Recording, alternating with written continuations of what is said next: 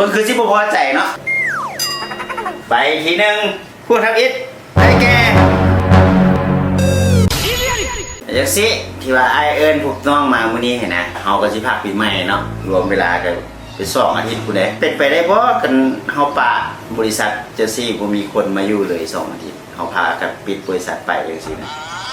สังเกตเบิ่งกันปีกายพวกเฮียนก็เห็นได้เนาะที่ผ่านมาห้านไม่ใหญ่สีเขาบังงัดประตูห้างก็เข้าไปเลยเราไปเสนอของการบานเช็คเงิน 70,000 แต่ว่าบริษัทเฮาบ่แม่นแนวนั้นติบริษัทเฮามันหลายกว่านั้นจากคอมจากอย่างเครื่องคือพวกน้องเห็นนี่แหละเนาะโจรผู้ให้มักสวยโอกาสตอนนั้นที่ว่าพักปีใหม่นี่แหละเหตุการณ์ก็เกิดขึ้นส่วนใหญ่กับปีใหม่นี่แหละแล้วก็อันอื่นอีกเนี่ยแผ่นดินไหวดิบริษัทเฮาก็มีตั้ง2 ซันพุ่นก็แม่นอยู่ภาคหลายมื้อนะแต่พวกน้องก็บ่ได้ไปไกลให้เสนอให้ว่ามีผู้นึงมานอนยามตอนกลางคืนมันอุ่นใจก็บ่อันนั้นดอกแต่ว่าก็สิเพิ่มเงินเดือนให้นะเพิ่มให้ปกติ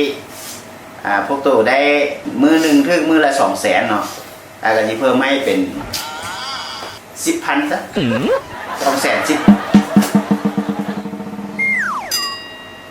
คือสิบ่พอใจเนาะเอาสิซะเต็มที่เลยให้20,000บวกใส่เงินเดือน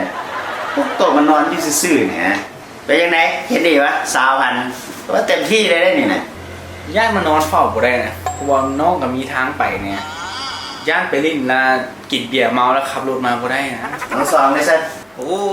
งงแบบ2 ปียนต์ไปละขี้ยนต์ไปใส่โอ้ไปเที่ยวไปเลยโลกบาทไปเลยแบบทุกคนก็มีเหตุผลของตัวเองแล้วไอ้เสนอให้จกสลากซะจกสลากเอาผู้โชคผู้หมานปีใหม่ก็แล้วแต่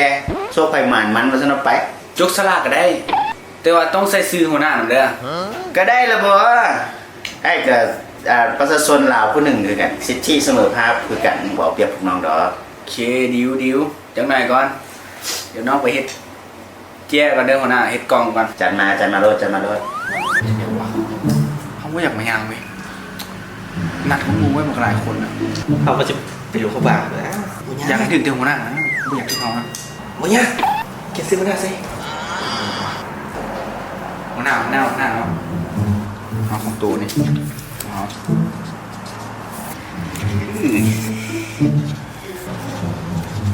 หัวหน้า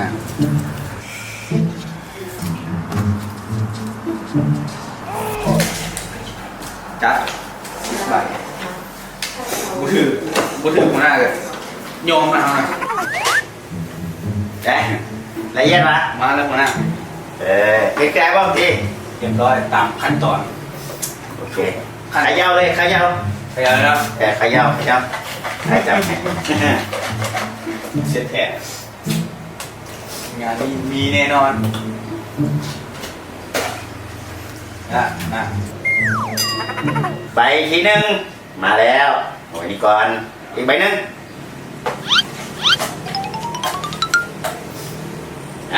โอเคจะอ่านสื่อไหนวันนี้นะได้สิได้เป็นผู้โชคดีรายชื่อที่ออกผู้ที่หนึ่งแต่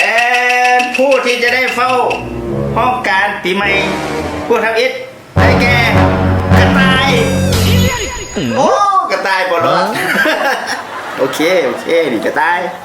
แล้วคนต่อไปเป็นยังไงโอเคบอกเป็นยังสำหรับคนที่จะได้เฝ้าห้องการคนต่อไปได้แก่ซองกับบอลวดคือกันเห็นแล้วเนาะโปร่งใสได้ดีซองกันได้เฝ้าคือกัน